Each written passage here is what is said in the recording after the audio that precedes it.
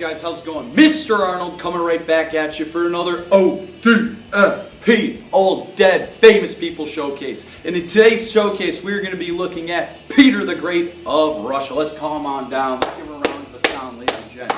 Peter the Great of Russia, Tsar of Russia.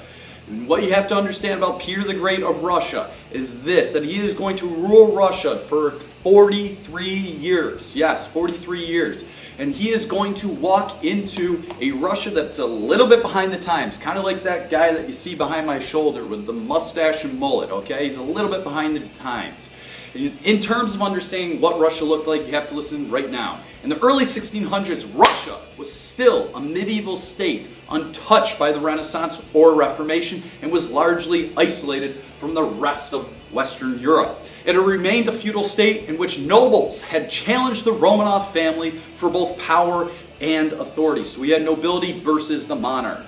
But that's all going to end in 1689, when Peter the Great is going to take full control of the government. Now, in order to understand who Peter the Great was, you have to understand what he was like as a young boy. Peter shared the throne with his brother Ivan V and took complete control of the government when he was 17.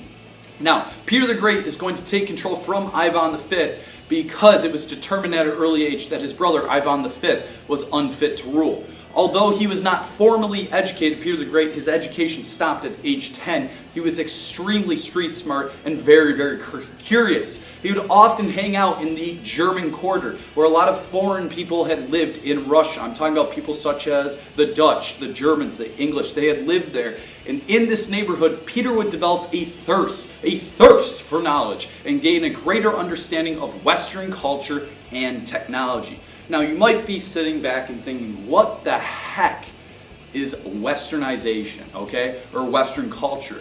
That's essentially, when we see Westernization, we see the adaptation of Western ideas, technology, and culture. Basically, he's bringing European culture and customs to here in Russia. He's bringing it with him. Now, this is all going to begin in 1697 when Peter set out on a journey. He set out on a journey to learn about the Western ways for himself. He would spend hours walking the city streets of Riga, Berlin, Amsterdam, Hanover, London, Vienna. He visited all these places, marveling the many buildings and the city itself, and the city streets and the canals and the architecture that made up these fine, magnificent European cities. At certain points in this trip, though, Peter would go incognito. He'd go under disguise and try not to be recognized as the Tsar of Russia. The reason for this is because he wanted the real treatment that a real, everyday European would experience. So, he would do this when he was learning how to build ships in Amsterdam. He did this so that he could learn better shipbuilding techniques so that he could bring that back to Russia and make the Russian Navy one of the most powerful in the world.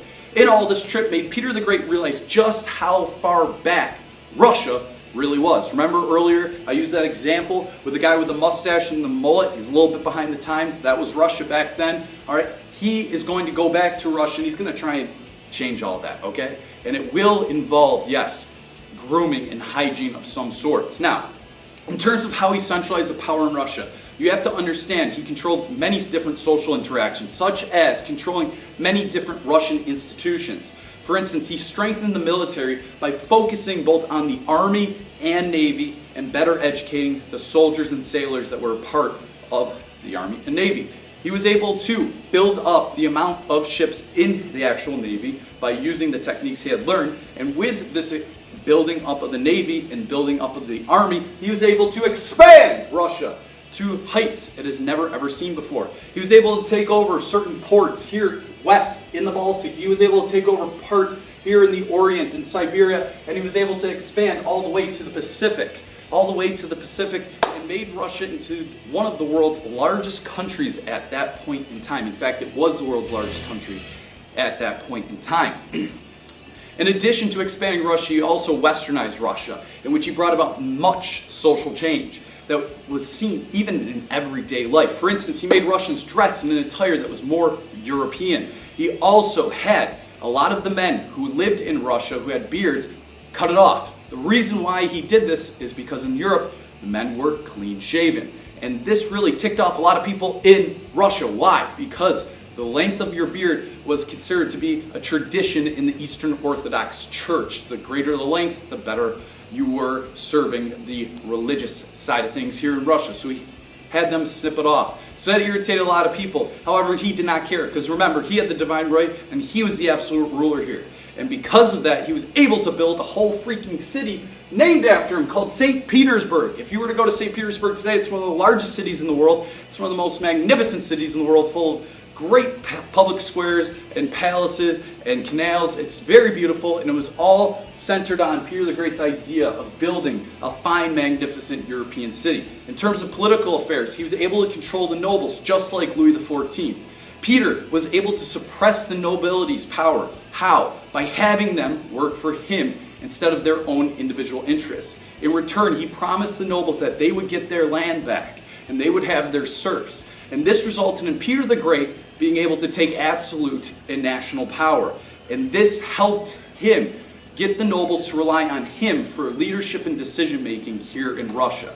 In terms of the economic decisions, he was able to adopt lots of mercantilist policies, such as encouraging exports by improving waterways and canals, improving the transportation routes of Russia. He was able to develop mining and textile manufacturing and backed new trading companies. Peter also had a good idea of wanting to expand down here into the Black Sea, where we would have a warm water port for Russia all year round. However, that did not happen. It was later achieved by Catherine the Great. In terms of Peter the Great's legacy, you have to know when Peter the Great died in 1725, he left behind kind of a mixed legacy. He had expanded Russian territory, gained ports on the Baltic Sea, and created a very, very mighty and powerful army.